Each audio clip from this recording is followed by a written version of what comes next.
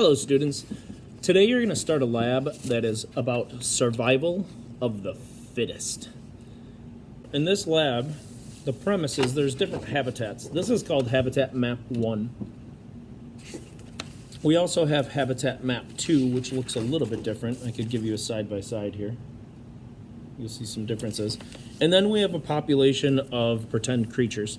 These creatures are actually beads. So you can see the beads have different phenotypes that exist if we're relating to last unit's vocabulary. And the premise here is that having a different phenotype can be an advantage or a disadvantage.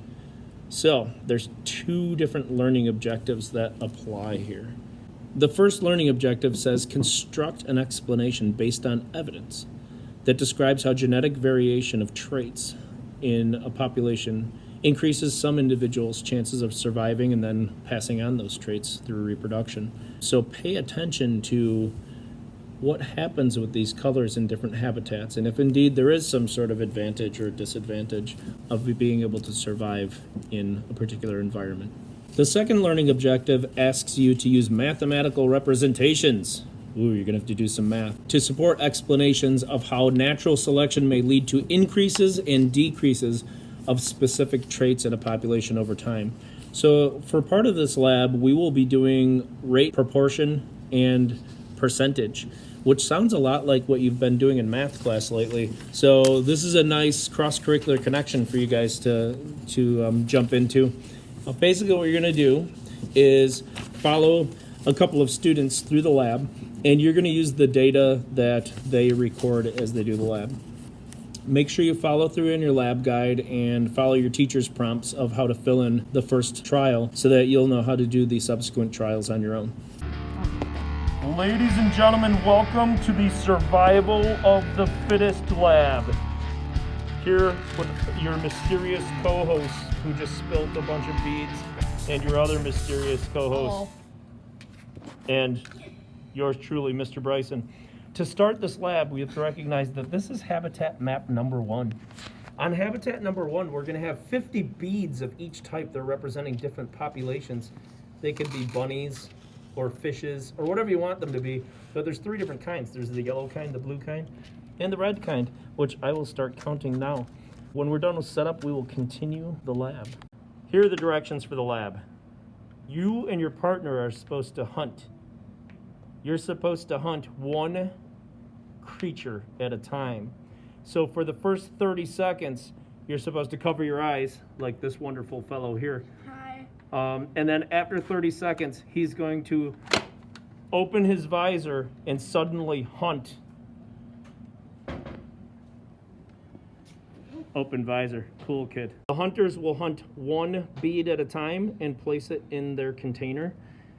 And then they will cover their eyes for another 10 seconds. At the end of 10 seconds, they will grab another bead and put it in the container, and so forth until we've caught 10 beads on Habitat 1. Hunters. Remember, tweezer fingers, just one catch, ready, set, hunt.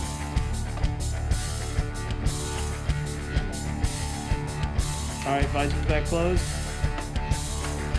3, 2, 1. 3, 2, 1. 3, 2, 1. 3, 2, 1. All right, how to fill out your data table. This fine student here is going to demonstrate how you fill out the first generation. So for the starting number, we started out with 50 of each bead. So you'll write the number 50 in each one of those boxes for the number of beads at the beginning of the trial.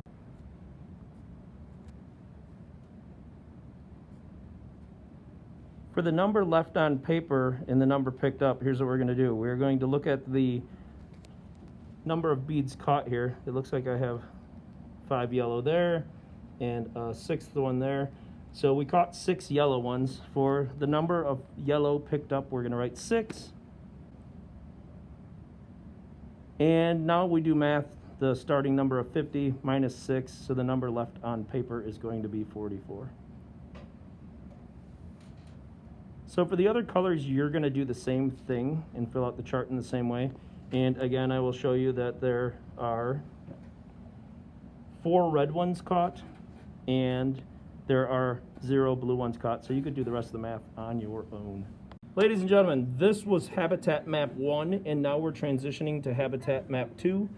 You can see there are some differences between the two, but in the same fashion, these two fierce hunters are going to wear their masks, and when I say hunt, they will lower their visor, and by vision, and vision alone, they will be hunting one creature at a time.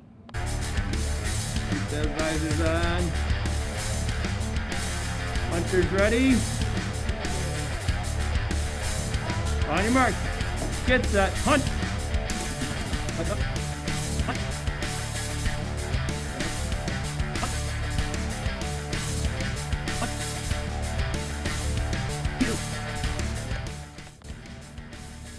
All right, so here are the results of the hunt over here. This fine fellow, thank you for volunteering, by the way. He caught 3 red and 2 yellow, but then we have to add to that this fine fellow over here who caught 4 more red and 1 blue. That's an oddball. So your data for round 2 for Habitat Map 2 is you started with 50 of each bead, but then the capture was a total of 7 red, 1 blue, and 2 yellow. So go ahead and use math to calculate the rest of the data for your lab trial. Hello, esteemed students. Good job on the lab. You have all the data you need, and now I'm supposed to talk to you about how to wrap this up. First of all, you need to complete the data set at the bottom here. So some of it was started for you. Remember that filling out left behind is going to be the starting point minus how many were picked up. That's what you're going to fill in this middle row here. Now here's the part where I don't want to get myself in trouble. Some math teachers threatened me. They told me that you guys knew all about how to do a proportion and how to calculate percentage. Shh, don't tell them. I'll give you a hint.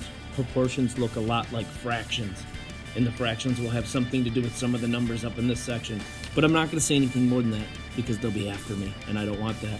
So, set up your proportion and then use that proportion to calculate the percentage rate of survival. So we want to know what percent of them lived. Excellent. When you're done with that section, there are also a list of lab questions. I always tell my students, lab questions are where most of the points come from.